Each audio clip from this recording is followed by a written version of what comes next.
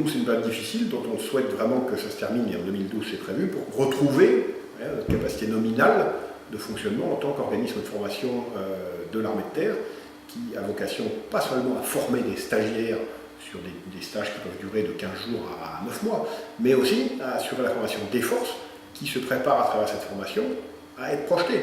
Et donc, ça relève de leur capacité opérationnelle. Les individuels, ce sont des postes très ciblés, avec des compétences très particulières, qui nécessitent que la personne réponde à un profil qui est demandé dans le cadre de ce poste. Et donc là, les écoles sont sollicitées, comme tout le reste de l'armée de terre, pour fournir ces postes. Et puis, petit plus, dans le cadre de l'engagement en Afghanistan, l'école de cavalerie a été sollicitée assez naturellement pour assurer l'encadrement d'une école des blindés de l'armée afghane, de la future armée afghane qui monte en puissance. Et donc, quand cette sollicitation a été remontée à l'armée de terre, très logiquement, elle s'est tournée vers les spécialistes des blindés qui sont ici. Et on nous a dit, écoutez, qui mieux que vous serait capable de monter une école ex nihilo, quand même, de blindés au profit de l'armée afghane.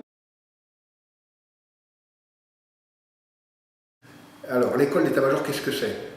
L'école d'état-major, c'est une école de formation de cursus pour des stagiaires qui sont des gens qui ont déjà une bonne expérience militaire, des capitaines qui ont déjà commandé leur compagnie ou leur escadron sur le terrain, et qui, par cette école, attaquent en deuxième partie de carrière, et donc, comme son nom l'indique, leur formation en état-major, pour l'aide à la décision sur le terrain.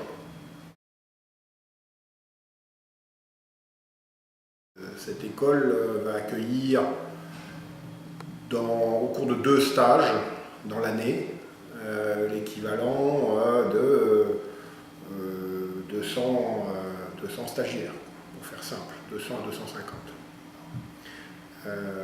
Ça représente donc un afflux non négligeable.